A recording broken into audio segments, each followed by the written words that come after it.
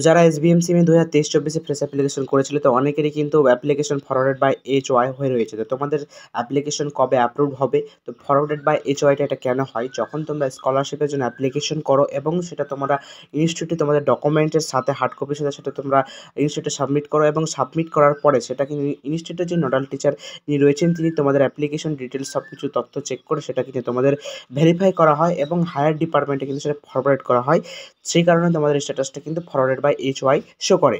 একটা কোয়েশ্চেন হতে পারে যে তোমাদের অ্যাপ্লিকেশন ফরওয়ার্ডেড বাই HY হওয়ার পরে সেটা কিন্তু রিজেক্ট হতে পারে। তো হ্যাঁ, অবশ্যই, কারণ তোমাদের হায়ার ডিপার্টমেন্টে সেটা ভেরিফিকেশন প্রক্রিয়া চলাকালীন তোমাদের যদি অ্যাপ্লিকেশন কোনো ত্রুটি থাকে বা ভুল থাকে তাহলে সেই অ্যাপ্লিকেশনটা কিন্তু রিজেক্ট করে দেওয়া হয়।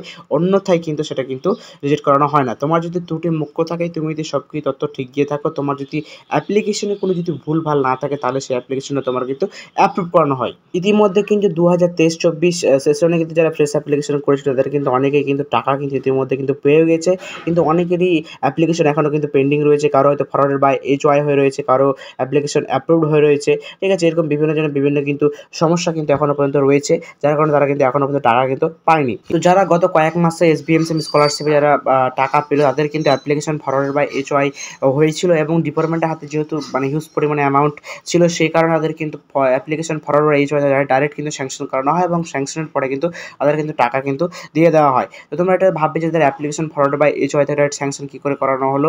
তো যেহেতু ডিপার্টমেন্টের হাতে হিউজ পরিমাণে একটা অ্যামাউন্ট ছিল স্কলারশিপ পেমেন্ট দেওয়ার জন্য, সেহেতু কিন্তু অ্যাপ্লিকেশন ফরওয়ার্ডেড বাই HY থেকে সমস্ত ডিটেলস কিন্তু হায়ার ডিপার্টমেন্ট চেক করে এবং সেই চেক করার পরে সেই অ্যাপ্লিকেশনটা অ্যাপ্রুভ না করে সেটা কিন্তু ডাইরেক্ট কিন্তু স্যাংশন করানো হয়। যেহেতু ডিপার্টমেন্টের হাতে একটা হিউজ পরিমাণে অ্যামাউন্ট কিন্তু ছিল। তো এখনও অনেকেরই কিন্তু অ্যাপ্লিকেশন ফরওয়ার্ড বাই HY রয়েছে, কারো অ্যাপ্রুভড হয়ে রয়েছে। তো কারো কিন্তু খুব তাড়াতাড়ি কিন্তু অ্যাপ্রুভড হয়েছে, কারো ক্ষেত্রে আবার কিন্তু 1 মাস সময়ও লাগে, কিছুদিন একটা সময়ও লাগে। তো সেহেতু কিন্তু এটা এখানে বলা যায় না, কারণ ডিপার্টমেন্টের হাতে কথা, ডিপার্টমেন্ট যেভাবে ভেরিফিকেশন প্রসেস চলে বা ফান্ড অ্যাভেলেবেল থাকে সেই হিসেবে অ্যাপ্লিকেশনগুলো কিন্তু অ্যাপ্রুভ করানো হয় এবং স্যাংশন করানো হয়। তো অনেকেরই কিন্তু SBMCM স্কলারশিপের কিন্তু স্ট্যাটাস কিন্তু দেখাচ্ছে যে application for approved scholarship amount not disbursed yet.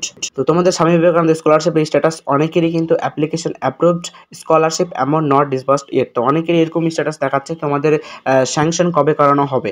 তো যেহেতু ডিপার্টমেন্টে একটু ডিলে কাজ চলছে, যেহেতু এখনও কিন্তু ওয়েস্ট বেঙ্গল ইলেকশন চলছে, 4 তারিখে রেজাল্ট কিন্তু ডিক্লেয়ার হয়ে যাবে। তারপর থেকেই তোমাদের কিন্তু SBMCM এর যে ভেরিফিকেশন প্রক্রিয়ার কাজগুলি বা স্যাংশনের কাজগুলি শুরু হয়ে যাবে। তো স্যাংশনটা কখন করানো হয়? যখন তোমাদের এই স্কলারশিপের জন্য ডিপার্টমেন্টের হাতে কিন্তু ফান্ড অ্যাভেলেবেল হয়, তখন তোমাদের অ্যাপ্লিকেশনগুলো অ্যাপ্রুভ থেকে স্যাংশন করানো হয় এবং তোমাদের মোবাইলে ক্লেম SMS আসে।